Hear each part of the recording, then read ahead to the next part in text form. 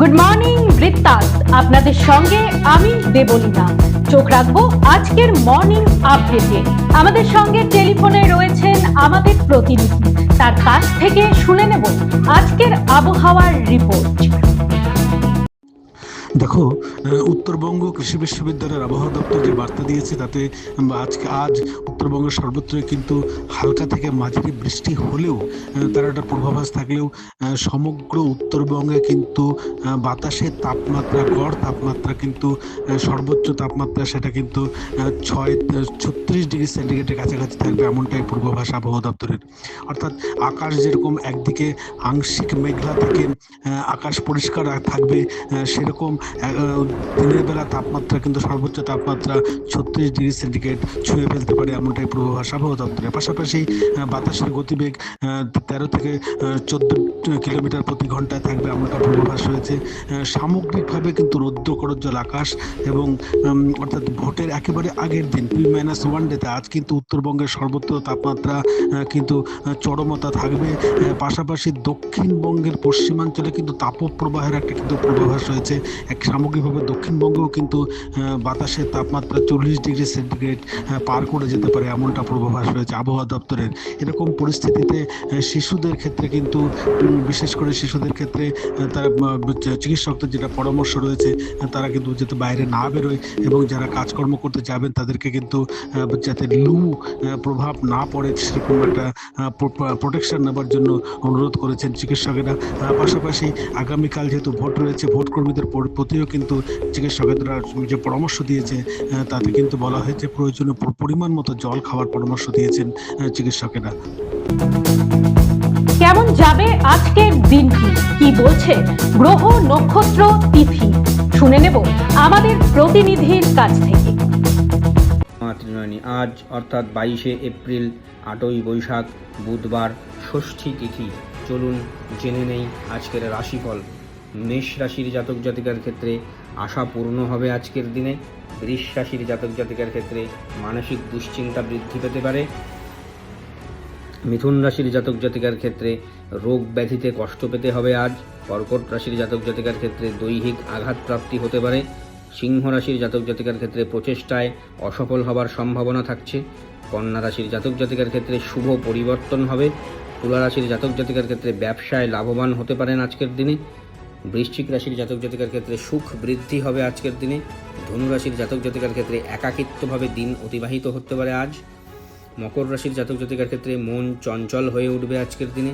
কুম্ভ রাশির জাতক জাতিকার ক্ষেত্রে অযথা বিবাদ বাড়তে পারে।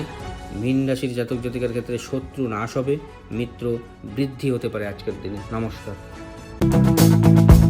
এক নজরে দেখে নেব গত 24 ঘন্টার দুরন্ত আপডেট।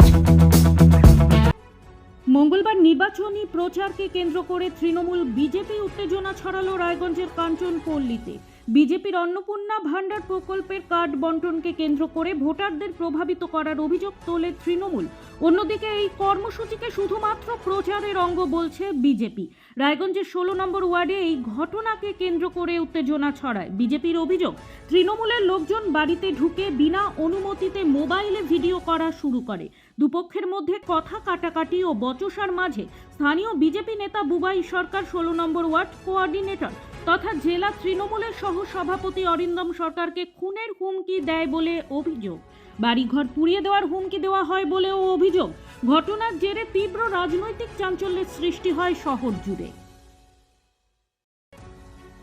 উত্তর দিনাজপুর জেলার ইসলামপুর থানার গুজুরি এলাকায় এক সিপিএম কর্মীকে অপহরণ করে পিটিয়ে খুনের অভিযোগের ঘটনাকে কেন্দ্র করে চাঞ্চল্য ছড়ায়। ঘটনার জন্য তৃণমূল কংগ্রেসের বিরুদ্ধে অভিযোগ তুলেছে সিপিএম। এই ঘটনাকে ঘিরে উত্তেজনা ছড়ায় এলাকায়। খবর পেয়ে ইসলামপুর মহকুমা হাসপাতালে ভিড় জমান স্থানীয় বাসিন্দারা। সেখানে উপস্থিত ছিলেন সিপিএম প্রার্থী মোহাম্মদ সামি খান। যদিও অভিযোগের প্রেক্ষিতে তৃণমূলের পক্ষ থেকে এখনো কোনো প্রতিক্রিয়া মেলেনি, পুলিশ ঘটনার তদন্ত শুরু করেছে। প্রতিদিনের প্রতি মুহূর্তের খবরের আপডেট পেতে চোখ রাখুন নিউজ বৃত্তান্তের ফেসবুক পেজে। সাবস্ক্রাইব করুন নিউজ বৃত্তান্ত ইউটিউব চ্যানেলকে।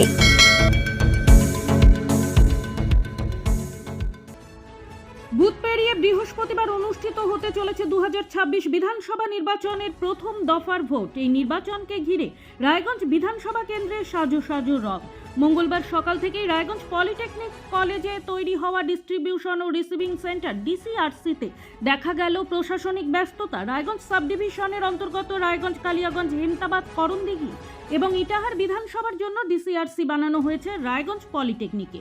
যেহেতু কদিন ধরেই তীব্র তাপপ্রবাহ চলছে, সে কথা মাথায় রেখে ভোট কর্মীদের সুবিধার জন্য পর্যাপ্ত পরিমাণে জলের ব্যবস্থা করা হয়েছে। এখানে রয়েছে পর্যাপ্ত ফ্যানের ব্যবস্থাও। ভোটের কাজে ব্যবহৃত সমস্ত বাস এবং 4 চাকা যানবাহন নির্দিষ্ট সময়ে কেন্দ্রে পৌঁছে গিয়েছে। নির্বাচন কমিশনের সুনির্দিষ্ট পরিকল্পনা অনুযায়ী গাড়িগুলিকে পার্কিং করানো এবং ধাপে ধাপে প্রশাসনিক প্রক্রিয়া সম্পন্ন করার কাজ সমাপ্ত হয়েছে।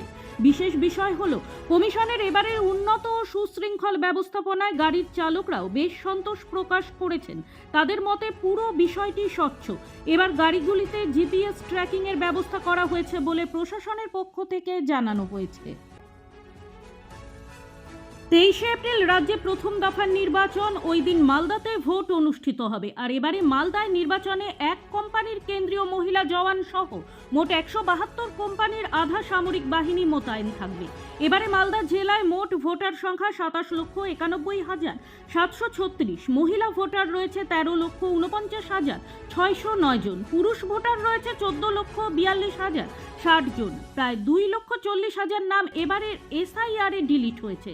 জেলা পুলিশ সুপার অনুপম সিং জানান, নির্বাচনে আধা সামরিক বাহিনীর পাশাপাশি 3,000 পুলিশ কর্মী মোতায়েন থাকবে। 36 জন আইসি, পুলিশের সাব ইন্সপেক্টর এবং অতিরিক্ত সাব ইন্সপেক্টর মিলিয়ে মোট 1,000 জন মোতায়েন থাকবে। এছাড়াও কেরল এবং ইউপি থেকেও বন্দুকধারী পুলিশ বাহিনী মোতায়েন থাকছে। কেন্দ্রীয় বাহিনীর মধ্যে থাকছে সিআরপিএফ, বিএসএফ, আইটিবিপি, এসএসবি। অতি উত্তেজনাপ্রবণ বুথগুলিকে ইতিমধ্যেই আলাদা করে চিহ্নিত করা হয়েছে। এছাড়া বিভিন্ন এলাকায় দুষ্কৃতী কাজকর্মে যুক্তদেরকেও চিহ্নিত করা হয়েছে বলে পুলিশ সুপার জানান। গুড মর্নিং বৃত্তান্ত আজ এই পর্যন্তই। ঘরে বাইরে সকলে খবরে থাকুন, চোখ রাখুন নিউজ বৃত্তান্তে। নিউজ বৃত্তান্ত, হলুদ নয়, স্বচ্ছ।